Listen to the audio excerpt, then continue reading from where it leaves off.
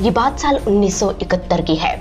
Persian empire को 2500 साल पूरे हो चुके थे। ईरान के शाह रजा मोहम्मद पहलवी ने यह तय किया कि इस खुशी में वो इतनी बड़ी पार्टी ऑर्गेनाइज करवाएंगे कि दुनिया देखती रह जाएगी। पार्टी ऑर्गेनाइज करवाने का पूरा जिम्मा शाह की क्वीन फराह डेवा पर था। फराह ने जलसे के लिए तेहरान सिटी से दूर परसेपोलिस के रेगिस्तान को चुना, जहां पर पर्शिया के पहले सम्राट साइरस द ग्रेट का मकबरा था। कहते हैं कि उन दिनों में ये इलाका सांप और बिच्छुओं से भरा रहता था। यही कारण था कि सबसे पहले 30 किलोमीटर तक के एरिया को साफ कराकर वहां पेड़ उगाए गए। तेहरान सिटी से कनेक्ट करने के लिए 600 किलोमीटर लंबी सड़क बनाई गई। चार्टर प्लेन उतर सके इसके लिए रनवे बनाया गया और मेहमानों को ठहराने के लिए 50 से ज्यादा शामियाने लगाए गए। कहते हैं कि हर शामियाने में 2 बेडरूम, 2 बाथरूम और एक सैलून था। इनके बीच फाउंटेन लगे थे। डेकोरेशन में इतना रेशम लगा था कि जमीन पर फैला दें तो 37 किलोमीटर तक पहुंच जाए। खाना बनाने के लिए पेरिस से शेफ और सर्व करने के लिए स्विट्जरलैंड से 200 वेटर्स खास तौर पर बुलाए गए थे। एयरफोर्स के जरिए एयरलिफ्ट करके फ्रांस से 150 टन वजनी बर्तन मंगवाए गए थे। वहीं सिक्योरिटी को इतना टाइट रखा गया कि परिंदा भी पर नहीं मार सकता था। ये पार्टी पूरे 3 दिनों तक चली, जिसमें $100 मिलियन का खर्चा आया। गिनीज बुक ने इसे दुनिया की सबसे महंगी पार्टी बताया।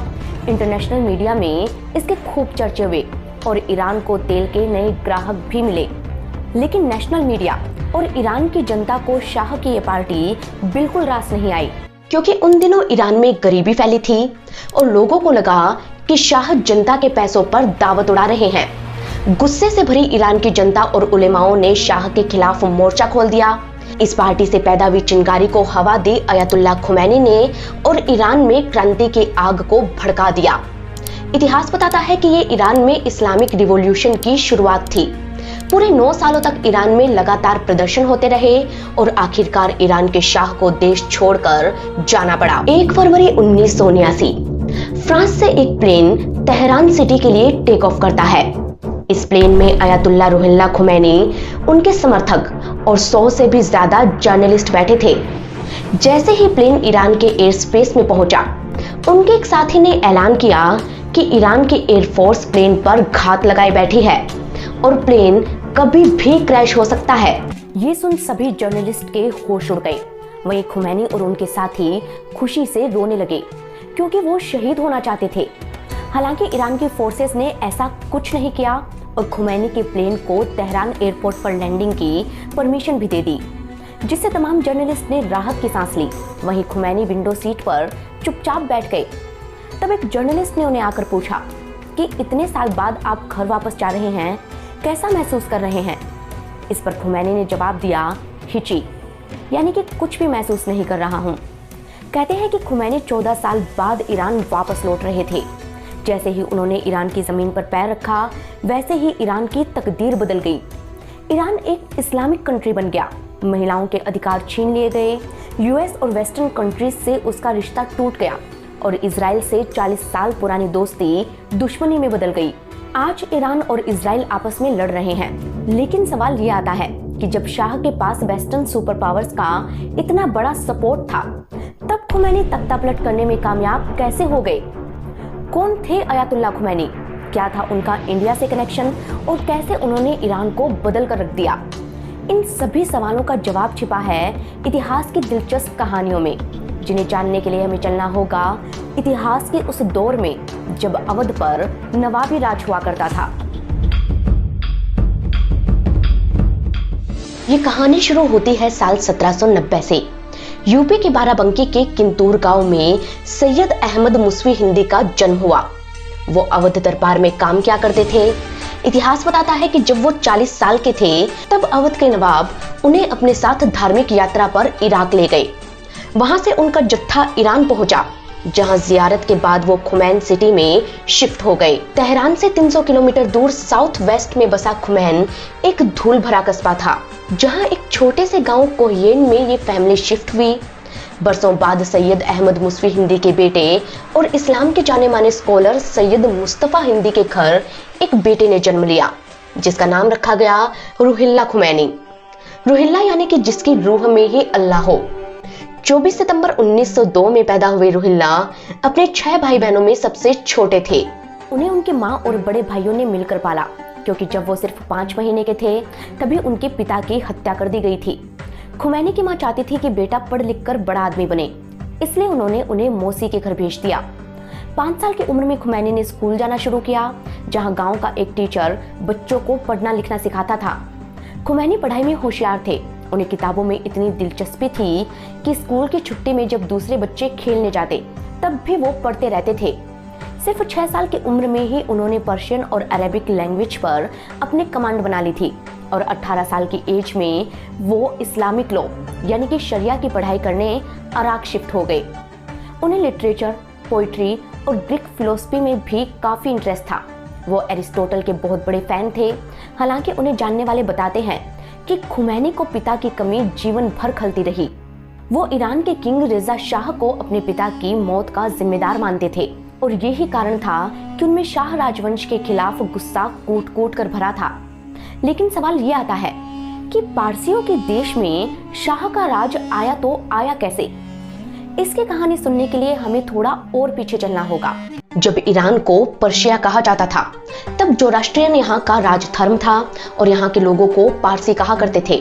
कहते हैं कि 7वीं सदी में जब तुर्कों और अरबों ने पर्शिया पर अटैक किया तब इस्लाम ने ईरान में एंट्री की और देखते ही देखते पूरे देश में फैल गया। अब इस्लाम पर्शिया का मेन रिलीजन बन गया।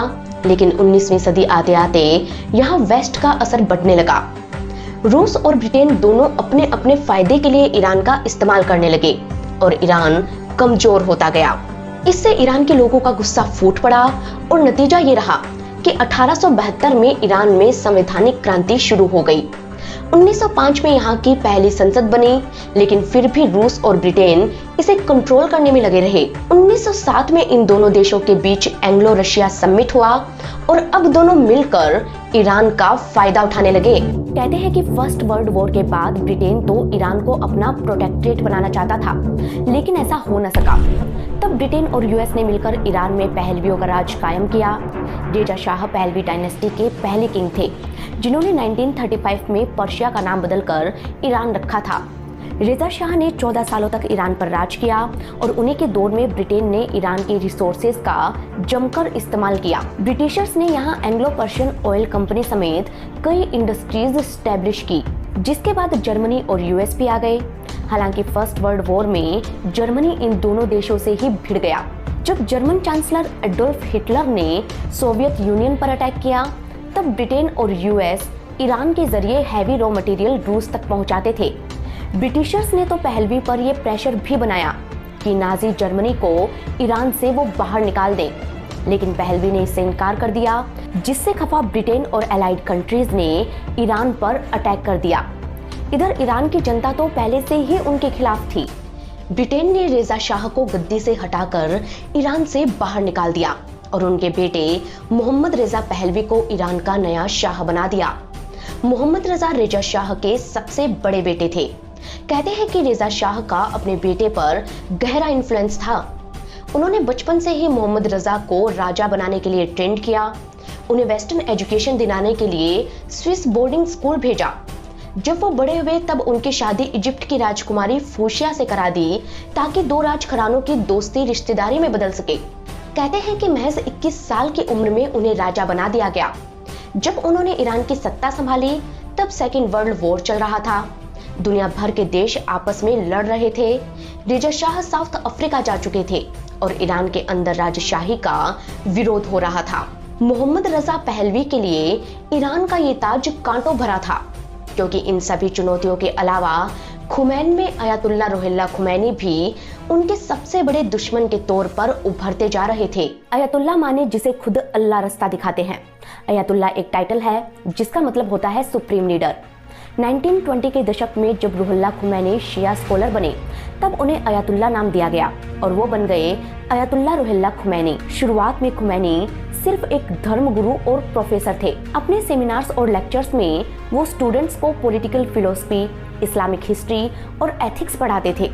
लेकिन जब शाह ने ईरान का मॉडर्नाइजेशन शुरू किया तब वो उनके विरोध में उतर आए, क्योंकि शाह ने महिलाओं को मनमाफिक कपड़े पहनने की छूट दी थी, जिस वजह से महिलाओं ने हिजाब उतार दिए और पर्दा करना भी बंद कर दिया। ये बात ईरान के एक्सट्रीमिस्ट ग्रुप और उलेमाओं को बहुत चुभी। खुमैनी भी सब धर्मों में इस्लाम को सबसे बड़ा मानते थे। वो चाहते थे कि ईरान का रूल शरिया के हिसाब से चले। ईरान के बहुत से लोग भी उनसे सहमत थे, क्योंकि इतिहास के पन्नों को पलट कर देखा जाए तो पता चलता है कि ईरान का कल्चर हजारों साल पुराना था और यहाँ के लोग उसे बदलना नहीं चाहते थे। वो अपने धर्म और धर्म गुरुओं को सबसे बड़ा मानते थे और धर्म गुरुओं के कहने पर वो भी महिलाओं को मिली छूट के खिलाफ खड़े हो गए। उनके इस विरोध की आवाज बने अयतुल्ला रुहुल्लाह खुमैनी। खुमैनी ने कशफ अल असरार में शाह और उनके फैसलों को क्रिटिसाइज किया। करीब 18 महीनों तक ईरान की सड़कों पर प्रदर्शन हुए। इसी बीच 1944 में रेजा शाह का भी देहांत हो गया, जिन्हें अफ्रीका से ईरान लाकर दफनाया गया। पिता की मौत के बाद नए शाह अकेले पड़ गए। जनता उनके साथ थी नहीं। अगर किसी का सपोर्ट था तो सिर्फ यूएस और ब्रिटेन का। तभी तो उनके ज्यादातर फैसलों का फायदा भी इन्हीं देशों को मिलता था। लेकिन ईरान के लोग अपने रिसोर्सेज का फायदा खुद लेना चाहते थे, इसीलिए उनमें वेस्टर्न कंट्रीज के खिलाफ गुस्सा बढ़ता जा रहा था। इसी नफरत के चलते खुमैनी भी धर्मगुरु के साथ साथ पॉलिटिकल लीडर बन गए। इधर शाह के विरोध में कुछ शिया नौजवानों ने मिलकर फिदाइन ए इस्लाम नाम से एक ऑर्गेनाइजेशन बनाया। फिदाइन ए इस्लाम चाहता था कि ईरान का राज कुरान के हिसाब से चले, इसलिए जो भी उन्हें इस्लाम के खिलाफ लगता वो उसकी हत्या कर देते। सबसे पहले उन्होंने ईरानी स्कॉलर और राइटर अहमद कासरवी का मर्डर किया। इसके बाद प्राइम मिनिस्टर हज अली रजा मारा को मारा। कोशिश तो उन्होंने शाह के मर्डर की भी की थी, लेकिन इस हमले में शाह बाल बाल बच गए। इतिहासकार मानते हैं कि खुमैनी ने इन सभी लोगों के खिलाफ फतवा जारी किया था, जिसके बाद इन सब की हत्या कर दी गई। लेकिन सीधे तौर पर इसके सबूत किसी को नहीं मिले। कहते हैं कि कम्युनिस्ट से दुश्मनी के कारण हमले का शक सोवियत यूनियन पर भी गया और इसी कंफ्यूजन में खुमैनी बच निकले। हालांकि 1950 के दशक तक शाह के लिए खुमैनी से भी बड़ी प्रॉब्लम मोहम्मद मुसादिक थे। मुसादिक ईरान के राष्ट्रवादी नेता थे, जो 1951 में ईरानी इंडस्ट्रीज पर ऐसा बिल लेकर आए जिससे ब्रिटिशर्स का फायदा कम होने वाला था। ईरान के लोगों ने इस बिल का पूरा सपोर्ट किया और देखते ही देखते मुसादिक की ताकत बढ़ती गई। शाह को देश छोड़कर भागना पड़ा और करीब 2 सालों बाद 1953 में वो यूएस और ब्रिटेन की मदद से वापस लौट पाए। इन दोनों देशों ने मिलकर मुसादिक का तख्ता पलट कर दिया और सीआईए ने शाह को पर्सनल सीक्रेट एजेंसी सवाक बनाकर दी। शाह को मजबूती देने के लिए अमेरिका ने पानी की तरह पैसा बहाया, जिसके बदले में शाह को उन्हें सस्ते दामों पर ऑयल देना पड़ा। इस वजह से ईरान की इकोनॉमिकल कंडीशन खराब होने लगी और लोगों की नाराजगी और बढ़ने लगी। लोगों को खुश करने के लिए शाह ने एक दूसरा तरीका अपनाया और व्हाइट रिवॉल्यूशन की शुरुआत की, जिसे श्वेत क्रांति भी कहा जाता है। 1963 में ईरान में व्हाइट रिवॉल्यूशन की शुरुआत हुई, जिसमें ईरान की महिलाओं को वोट देने का हक मिला, लैंड रिफॉर्म हुआ और जमीन शाह के हाथों में चली गई, जिसे शाह ने गरीब लोगों में बांट दिया। शाह ने जमींदारी प्रथा को खत्म किया। कहते हैं कि उन्होंने 5 लाख हेक्टेयर जमीन बांटी, 30,000 परिवारों को घर दिए और हर गांव में स्कूल बनवाए ताकि लोग एजुकेटेड हो सके। लोगों को रोजगार देने के लिए वो कई सारी प्राइवेट इंडस्ट्रीज को ईरान लेकर आए। उनके राज में महिलाएं पढ़ सकती थीं, इलेक्शन कैंपेन कर सकती थी, यहाँ तक कि कैंडिडेट भी बन सकती थी। कहते हैं कि व्हाइट रिवॉल्यूशन से ईरान का डेवलपमेंट तो हुआ, लेकिन महिलाओं को मिली इस छूट को ईरान के कुछ उलेमाओं ने सीधे धर्म पर हमला माना। अयतुल्ला भी उनमें से एक थे। 26 अक्टूबर 1964 सैयद हुसैन बोरूजेर्दी के इंतकाल के बाद जब अयतुल्ला को उलेमाओं ने अपना लीडर चुना, तब उन्होंने शाह के खिलाफ खुलकर बोलना शुरू कर दिया। उन्होंने शाह को एक लेटर लिखकर धमकाया कि वो अपनी हरकतों से बाज आए, वरना उन्हें भी अपने पिता की तरह उठाकर देश के बाहर फेंक दिया जाएगा। जिसके जवाब में शाह ने लिखा कि वो कभी भी ईरान की सत्ता इस्लामिक कट्टरपंथियों के हाथों में नहीं आने देंगे। नवंबर 1964 में शाह ने खुमैनी को अरेस्ट करवाकर जेल में डलवा दिया। मीडिया रिपोर्ट्स बताती है कि उन्होंने खुमैनी को मौत की सजा सुनाई थी, लेकिन उलेमाओं की दरख्वास्त पर उन्हें देश निकाला देकर इराक की नजफ सिटी में शिफ्ट करा दिया गया। क्योंकि ईरान के शाह और इराक के तानाशाह सद्दाम हुसैन पक्के दोस्त थे, इसलिए खुमैनी को डर था कि कहीं सद्दाम उनका मर्डर ना करवा दे। यही कारण था कि नजफ आकर खुमैनी ने शाह के खिलाफ बोलना, यहाँ तक कि लोगों से मिलना जुलना तक बंद कर दिया। उनके चुप होते ही शाह रिलैक्स हो गए और उनका पूरा ध्यान व्हाइट रिवॉल्यूशन पर शिफ्ट हो गया। शाह ने ईरान में नई नई कंपनियों को बुलाया, न्यूक्लियर एनर्जी पर इन्वेस्ट किया। अक्टूबर 1967 में उन्होंने एक ग्रैंड सेरेमनी ऑर्गेनाइज की और खुद को बादशाहों का बादशाह घोषित कर दिया। उन्होंने अपनी थर्ड क्वीन फराडीवा को क्वीन ऑफ द क्वीन का खिताब दिया। पर्शिया के इतिहास में ऐसा पहली बार हो रहा था कि जब किसी रानी को ताज पहनाया जा रहा था। अब एक तरफ व्हाइट रिवॉल्यूशन के कारण शाह का ईरान बदलता जा रहा था, वहीं दूसरी तरफ खुमैनी अलग थलग पड़ चुके थे। सालों तक वो घर से मस्जिद और मस्जिद से घर जाते रहे। वो बहुत कम लोगों से मिलते और ज्यादातर समय अपने परिवार के साथ बिताते। शाह को लग रहा था कि सब कुछ अंडर कंट्रोल है, लेकिन कुछ सालों बाद ही एक के बाद एक समस्याएं सर उठाने लगीं, जिसमें सबसे पहली समस्या थी किसानों की। हुआ यूं कि व्हाइट रिवॉल्यूशन में जिन किसानों को जमीन मिली थी, अब उनके सामने खाद, बीज और पानी की समस्या पैदा हो गई। पानी की कमी के कारण खेत बंजर पड़ने लगे और कमाई की तलाश में लोग गांव छोड़कर शहरों में जमा होने लगे। तेहरान सिटी में इतनी भीड़ को रखा नहीं जा सकता था, इसलिए शाह की आर्मी ने इन्हें शहर के बाहर स्टैब्लिश कर दिया। लेकिन वो नहीं जानते थे कि रिवॉल्यूशन के वक्त ये ही लोग शाह के खिलाफ एक सेना तैयार कर देंगे। पानी की कमी से निपटने के लिए शाह ने एक डैम बनवाया। जनता का सपोर्ट पाने के लिए उन्होंने खुद को धर्म के करीब दिखाने की कोशिश की। वो दुनिया भर में इस्लाम से जुड़ी अलग अलग पवित्र जगहों पर जाते। उन्होंने ईरान के कई सारे मस्जिदों को रिनोवेट करवाया। उलेमाओं को खुश करने में भी उन्होंने कोई कमी नहीं छोड़ी। ये सब करने के बाद शाह को लगने लगा कि सब कुछ उनके फेवर में है, लेकिन वो इस बात से अनजान थे कि वेस्टर्न कंट्रीज को सस्ते दामों पर ऑयल बेचने के कारण ईरान की इकोनॉमिकल कंडीशन बिगड़ती जा रही है। बड़े बड़े सुपरमार्केट्स खुलने के कारण छोटे मोटे काम धंधे खत्म होते जा रहे थे और वहां क्राइम और करप्शन बढ़ता जा रहा था। अब शाह के मिनिस्टर्स में उन्हें असल हालातों की जानकारी देने की हिम्मत थी नहीं।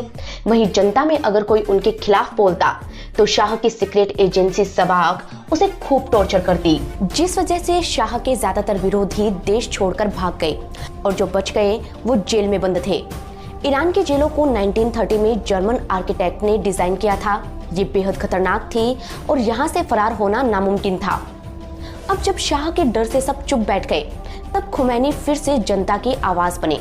उन्होंने विलायत ए फकीह नाम की एक किताब लिखी, जिसमें शाह की कड़ी आलोचना की गई थी। इस किताब को ईरान में बैन कर दिया गया, लेकिन खुमैनी के समर्थकों ने इसे छिप छिपाकर घर घर तक पहुंचाया।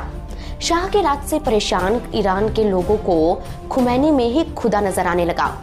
उधर शाह की पार्टी ने भी आग में घी का काम किया। क्वीन फराडीवा ने खुद लिखा कि पार्टी की तैयारियां करते वक्त प्रेस से निपटना उनके लिए सबसे मुश्किल था। अखबारों में आए दिन ऐसी बातें छप रही थी कि देश भूखा है और शाह अपने दोस्तों के साथ दावत उड़ा रहे हैं। इस पार्टी के बाद ईरान के लोग शाह को लापरवाह और खुमैनी को फरिश्ता समझने लगे थे। तभी तो जब 1978 में ईरान के नेशनल न्यूज़पेपर में खुमैनी के खिलाफ एक आर्टिकल पब्लिश हुआ तो लोग सड़कों पर उतर आए। ये ईरान का पहला विद्रोह था, लेकिन इसके बाद जो क्रांति हुई उसके आगे वेस्टर्न सुपर पावर्स ने भी घुटने टेक दिए। हुआ यूं कि अब ईरान के लोगों ने आए दिन प्रदर्शन करना शुरू कर दिया। उन्हें ना गोलियों का डर रहा, ना लाठियों का। इसी बीच 19 अगस्त को ईरान की ऑयल सिटी में तेज धमाका हुआ, जिसमें 422 लोग मारे गए। शाह ने खुमैनी पर तो खुमैनी ने शाह पर इसके आरोप लगाए, लेकिन लोगों का गुस्सा शाह पर उतरा। अब ईरान में दंगे भड़क गए, जिन्हें कंट्रोल करने के लिए सेना ने फायरिंग की। इस फायरिंग में 64 लोग मारे गए, जिसके बाद प्रदर्शन और भी उग्र हो गए। हालात बिगड़ते सद्दाम हुसैन ने नजफ में बैठे अयातुल्ला खुमैनी को देश से निकाल दिया। उन्हें फ्रांस के एक छोटे से विलेज न्यूफ्ले ला साटो में शिफ्ट होने के लिए कहा गया। पहले तो उन्होंने इनकार कर दिया, लेकिन सद्दाम के प्रेशर में उन्हें नजफ छोड़ना पड़ा। शाह को लगा कि फ्रांस जाकर खुमैनी कोई ना कोई ऐसा स्टेटमेंट जरूर देंगे जिससे उनकी पब्लिक इमेज खराब होगी, लेकिन फ्रांस खुमैनी के लिए वरदान साबित हुआ। वो ऐसे कि फ्रांस आते ही खुमैनी को अपनी बात कहने की पूरी आजादी मिल गई। वहीं दुनिया भर से उनके समर्थक और स्टूडेंट्स फ्रांस में इकट्ठा होने लगे। ये लोग उनके स्पीच रिकॉर्ड करके अलग अलग देशों, खासकर ईरान के लोगों तक पहुंचाते। देखते ही देखते खुमैनी इंटरनेशनल सेलिब्रिटी बन गए। ईरान के लोगों ने उन्हें भगवान का दर्जा दे दिया। कुछ लोग तो ये तक दावा करते कि उन्होंने पूनम के चांद में खुमैनी को देखा है। खुमैनी का करिश्मा कहें या शाह की बुरी किस्मत कि 4 महीनों के भीतर ही ईरान की क्रांति इतनी बड़ी हो गई कि वेस्टर्न कंट्रीज ने भी शाह का साथ छोड़ दिया। खुद अमेरिका भी नहीं समझ पाया कि ये सब हुआ तो हुआ कैसे। इतनी बड़ी क्रांति से निपटने की ताकत शाह की सेना में तो थी नहीं और इसी बीच उन्हें कैंसर भी हो गया। तब शाह ने एक स्पीच रिकॉर्ड करके ईरान के लोगों तक पहुंचाया और जनता से एक और मौका देने की दरख्वास्त की, लेकिन लोग इसके लिए तैयार नहीं हुए। इधर कई सारे वेस्टर्न पॉलिटिशियन और जर्नलिस्ट भी खुमैनी के सपोर्ट में आ गए। आए दिन उनके स्पीच ईरान के लोगों तक पहुंचते और लोगों का प्रदर्शन और भी उग्र होता जाता। आखिरकार शाह को समझ आ गया कि अब ईरान छोड़ देने में ही उनकी भलाई है। 16 जनवरी 1979 शाह ईरान छोड़कर इजिप्ट चले गए। लोगों को कहा गया कि वो कैंसर का इलाज करवाने गए हैं, लेकिन वो पूरी तैयारी के साथ ईरान छोड़कर गए थे। उनके जाने के बाद उनके समर्थक, सीक्रेट सर्विस एजेंट्स और आर्मी के लोग ये समझ गए कि अब तख्ता पलट तय है। आर्मी ने लोगों पर गोलियां बरसाना बंद कर दिया, जिसके बदले में लोगों ने उनकी गन में गुलाब के फूल लगा दिए और खुमैनी की फोटो देकर उन्हें अपने साथ मिला लिया। शाह जा चुके थे और अब ईरान के लोग बेसब्री से खुमैनी का इंतजार कर रहे थे। करीब 14 दिन बाद जब वो ईरान लौटे तो लाखों लोग उनके स्वागत के लिए उमड़ पड़े। 16 जनवरी 1979 को बिना किसी खून खराबे के खुमैनी ने तख्ता पलटकर अपनी सरकार बनाई। ईरान के जो लोग इस इस्लामिक रिवॉल्यूशन का हिस्सा थे, खुमैनी ने उनकी नई आर्मी इस्लामिक रिवॉल्यूशनरी गार्ड्स को बनाया। इसके बाद ईरान में नया संविधान बना और खुमैनी बने सुप्रीम लीडर। आज भी ईरान की सारी ताकत सुप्रीम लीडर के हाथों में होती है और राष्ट्रपति का नंबर उनके बाद आता है।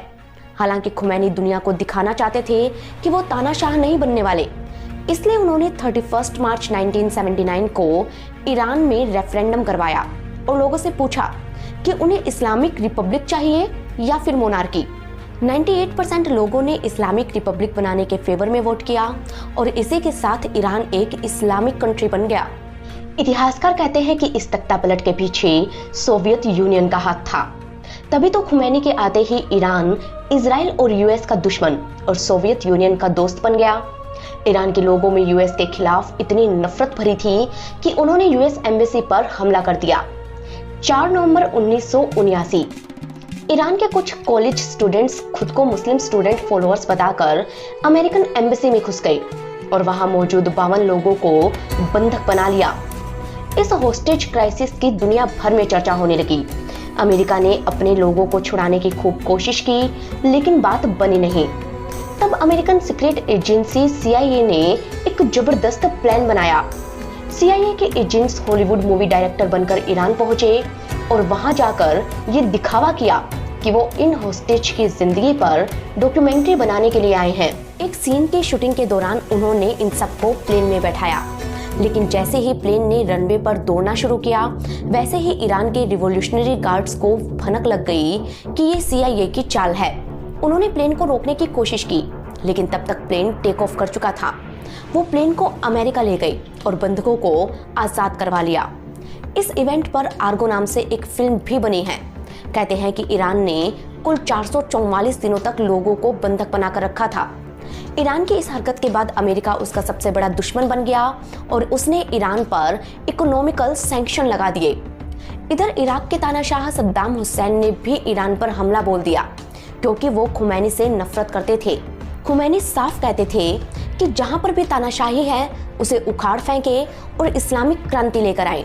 सद्दाम को डर था कि ये क्रांति इराक में भी ना हो जाए, इसलिए उसने ईरान पर हमला कर दिया। दोनों देशों में 8 साल तक जंग चली, जिसका नतीजा सिफर रहा। इसी बीच ईरान के कई बिजनेसमैन और दूसरे धर्मों के लोगों ने भी देश छोड़ दिया, क्योंकि 27 जुलाई 1980 को 60 साल की उम्र में शाह का देहांत हो गया और अब उनके वापस आने की उम्मीद हमेशा हमेशा के लिए खत्म हो चुकी थी। उन्हें इजिप्ट की ही एक मस्जिद में दफना दिया गया। इसके 9 साल बाद 1989 में खुमैनी की तबीयत भी नासाज रहने लगी। फिर भी वो इजराइल और यूएस के खिलाफ खुलकर बोलते थे। खुमैनी इजराइल को छोटा शैतान और यूएस को बड़ा शैतान कहते थे। उन्होंने ही सैटेनिक वर्सेस लिखने वाले राइटर सलमान रुश्दी की हत्या का फतवा जारी किया था। उनके फतवे के कारण रुश्दी की किताब तो फेमस हो गई, लेकिन उनकी जान आफत में आ गई। उन पर कई बार जानलेवा हमले हुए, जिनमें रुश्दी बाल बाल बचे। हालांकि 1989 में ही अयतुल्ला खुमैनी का देहांत हो गया और उनके बाद उनके स्टूडेंट और बड़े बेटे अली खुमैनी को ईरान का सुप्रीम लीडर चुना गया। अली खुमैनी आज भी ईरान के सुप्रीम लीडर हैं और इब्राहिम रईसी वहां के प्रेसिडेंट हैं। आज ईरान पर अलग अलग इस्लामिक टेररिस्ट ग्रुप्स को फंडिंग देने के आरोप लगते हैं। इजराइल से उसकी दुश्मनी जग जाहिर है। लंबे वक्त तक प्रॉक्सी वॉर के बाद अब ईरान और इजराइल खुलेआम जंग लड़ रहे हैं। लेकिन ऐसा भी नहीं है कि इस्लामिक रिवॉल्यूशन के बाद ईरान में हर कोई खुश ही है। ईरान का कानून शरिया लॉ के हिसाब से चलता है, जिसमें फिल्म देखने, स्विमिंग करने, रेडियो सुनने और म्यूजिक सुनने पर बैन है। आज ईरान में 7 साल की लड़की से भी शादी कर सकते हैं और लड़के एक से ज्यादा वाइफ रख सकते हैं, लेकिन महिलाओं को डिवोर्स देने का हक भी नहीं है।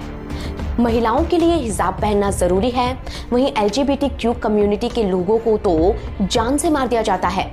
यही कारण है कि ईरान के लोग आज भी देश छोड़कर भाग रहे हैं। अमेरिका ईरान पर लगे सैंक्शंस को अपने फायदे के हिसाब से कम ज्यादा करता रहता है। वहीं ईरान इजराइल की दुश्मनी की कहानी तो हम आपको पहले ही सुना चुके हैं। ईरान इजराइल से काफी बड़ा है। एक ईरान में कई इजराइल समा सकते हैं, लेकिन इन दोनों में ज्यादा ताकतवर कौन है?